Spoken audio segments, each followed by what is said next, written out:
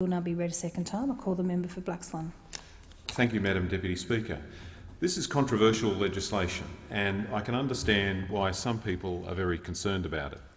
Even senior members of the government have previously expressed concerns about the retention of telecommunications data for the purposes of law enforcement.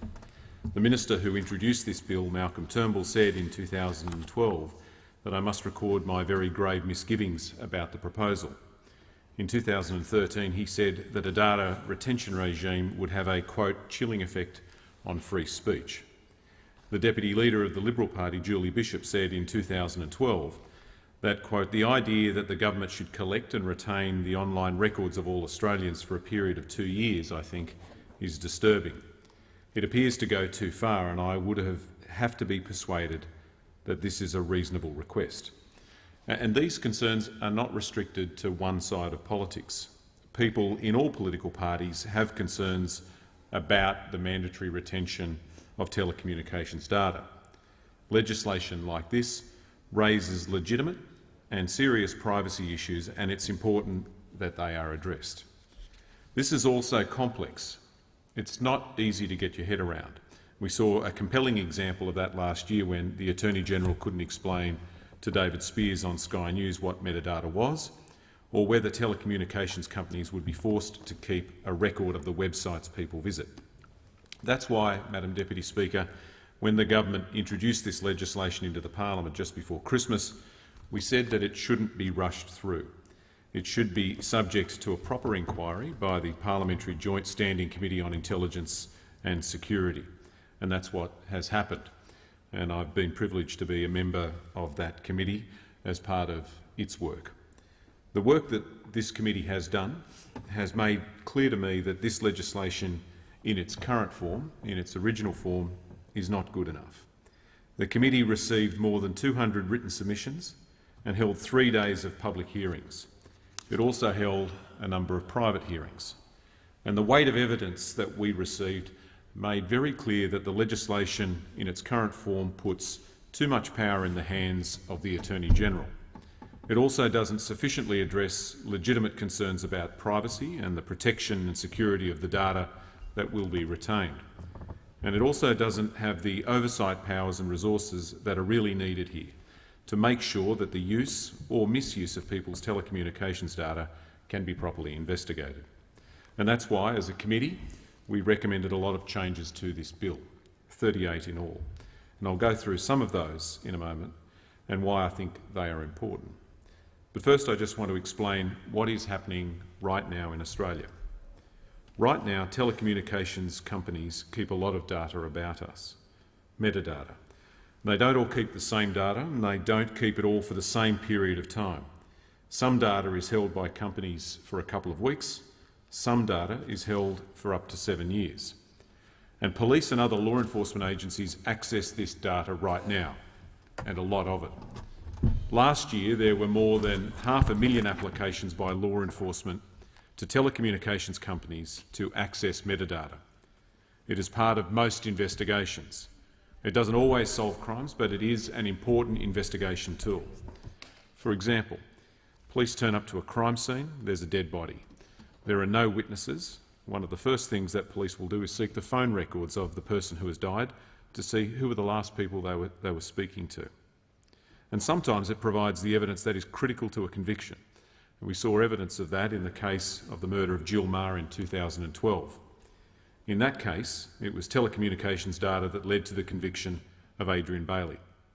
Now, this data is being accessed right now, and not just by police, but by 80 different organisations, including councils and the RSPCA. And there are very few rules around it, and very little oversight, and therefore very little evidence about how it is used or misused. The argument that the government has used is that this legislation is required because telecommunications companies are not holding our data for as long as they used to, and that they're going to hold less and less in the future, and that therefore law enforcement agencies won't be able to do their job. And this is sometimes called going dark. The Prime Minister has said recently that if this legislation is not passed, there will be, quote, an explosion of unsolved crime, unquote. This is not right. It is true that some telcos have reduced the amount of data they hold. But it is also true that the major telcos, Telstra, Optus and Vodafone, all told the committee in public hearings that they have no intention of reducing the amount of data they currently retain. In my view, the real purpose of this legislation is not to stop law enforcement going dark. It's more about consistency. It will require all telcos to keep the same type of data and hold it all for the same period of time. That will invariably mean that law enforcement agencies will have access to more data that is not currently being held by some telcos for 2 years. And the real reason I think to support this legislation is this. Law enforcement agencies access our telecommunications data right now, with very few rules around it and very little oversight. If the recommendations of the Joint Standing Committee are adopted, this will put in place tighter rules and, for the first time, oversight of the agencies that access our data and their use or misuse of it. I want to focus now on some of the key recommendations. First, the controversial issue of what is metadata. The bill in its current form leaves this to regulations. In other words, it leaves it to the Attorney-General to decide. The committee rejected this approach. It puts too much power in the hands of the Attorney-General and creates too much uncertainty. We therefore recommended that the data set that the telcos have to keep be embedded in legislation. Second, who can access this data? Again, the bill leaves that question to the Attorney-General to decide, and again, the committee rejected that approach. The committee recommended that the Parliament, not the Attorney-General, should decide what data has to be kept and who can access it. Third, at the moment it is doubtful whether individuals have access to their own telecommunications data. The legislation deals with law enforcement access to data, but doesn't address the issue of individual rights to their own telecommunications data. The committee recommendations will fix this problem. The committee recommended that telcos be required to provide their customers with access to their own telecommunications data upon request for a fee. And I'm glad to see that in the wake of this recommendation, Telstra recently announced that they will put this into place for their own customers, effective from the 1st of April. Fourth, the security of the data kept under this legislation is also a real issue. The last time the committee looked at this issue in 2013, it recommended that the data be encrypted. This legislation, in its original form, says nothing about this. In 2013, the former Attorney-General, Mark Dreyfus, also introduced legislation to create a data breach notification scheme. In other words, if your data is hacked, you are notified. This legislation was introduced into this place but lapsed after the last election. The committee has recommended that this data be encrypted and that a data breach notification system be created. The committee also looked at the important issue of where this data should be held, and we made no recommendation about this, but this is an important issue. There are good arguments that this data should be held in Australia, and the former head of ASIO, David Irvine, made that argument as recently as yesterday in Australian newspapers. The committee looked at this issue and will look at it further when we examine the forthcoming telecommunications security sector reforms. Fifth, how will this data be used by other people and other organisations in civil litigation? This was the subject of a lot of confusion when this legislation was introduced. The AFP Commissioner said that it could be used to track down people who illegally download movies and TV series like Game of Thrones. On Q&A in November last year, George Brandis said that wasn't right. I'll just quote a part of that interview. Tony Jones said to the Attorney-General, "Well, can I put something to you, and that is that I think a lot of Australians are probably quite surprised to hear Commissioner Colvin suggest that the metadata gathered could be used in a whole range beyond terrorism of different prosecutions, possibly even against internet pirates." The Attorney-General, George Brandis, responded, "Well, they can't and they won't be." But that's not right either. There's nothing in this bill that prevents the use of this data to pursue people illegally downloading movies in a civil court. The recommendations by the committee will help fix this problem. We've recommended a prohibition on the use of data retained under this legislation from being used in civil litigation. Sixth, the issue of costs. This is very expensive. The capital cost of setting up this system has been estimated by PwC as between $188 million and $319 million. and we will all pay for that in one way or another. A substantial proportion will be paid through our taxes and the rest through our telco bills. It's a capital cost, not an annual operational cost, but it is still expensive. And I am particularly concerned about the impact that this might have on small telcos. Competition in this sector is extremely important, and I'm worried about the risk of this pushing small telcos out of the market.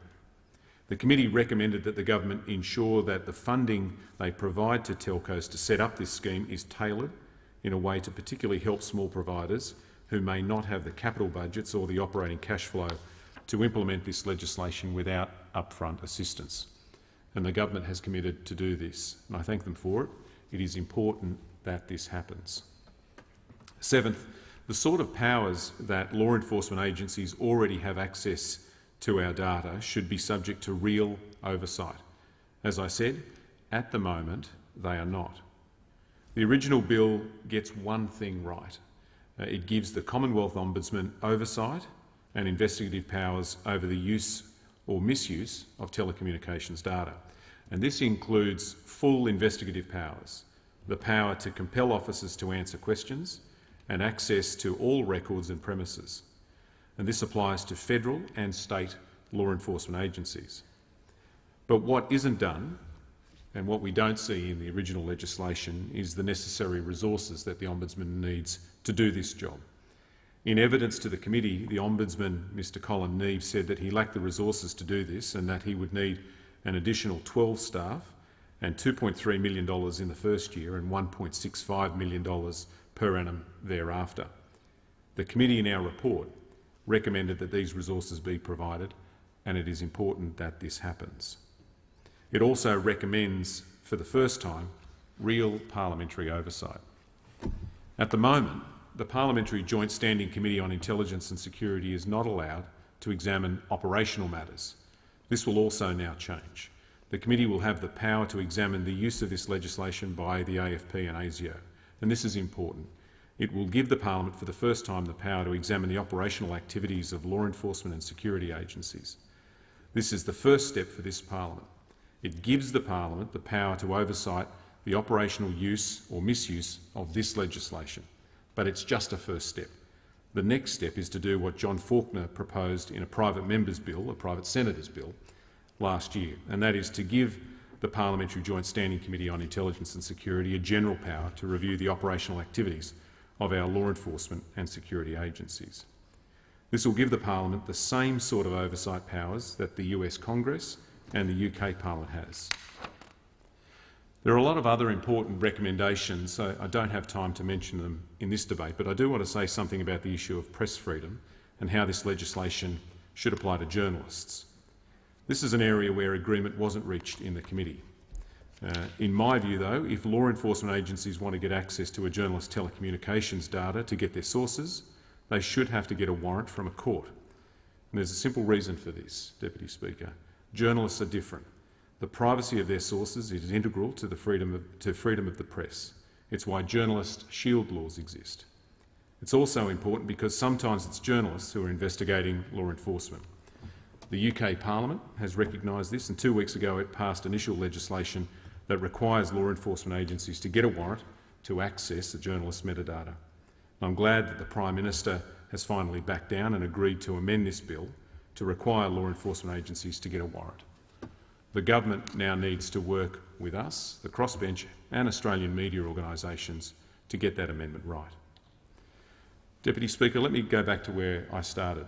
This is complex and controversial legislation. I understand why many people are concerned about it. The government hasn't explained why these laws are needed very well. And no one should be under any illusion that this legislation will somehow stop terrorism. It won't. It wouldn't have stopped what happened at the Lint Cafe in Sydney. ASIO and the New South Wales Police both admitted that in public hearings. But metadata was useful during the siege and after. The fact is, less than 2% of current requests for metadata are about terrorism or pedophile cases.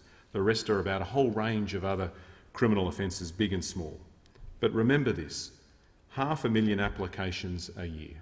500,000 applications a year by 80 different organisations with very few rules and very little oversight. The committee's recommendations to this Parliament will help fix that. they'll mean tighter rules and, for the first time ever, real oversight of the use and misuse of this data. I thank the honourable member for Blaxland.